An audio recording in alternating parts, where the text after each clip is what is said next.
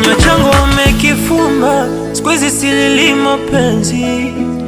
Na siku mkiniona nalia, mjue nalilia walotangulia. Kichwa changu kilishayumba, maana kiliwabeba wengi. Niliowaweka moyoni, wakatoka kanipanda kichwani.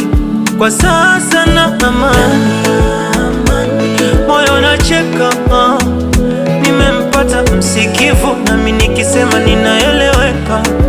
Nipo neemani na neemeka, nikimgusa na tetema, kama jenereta.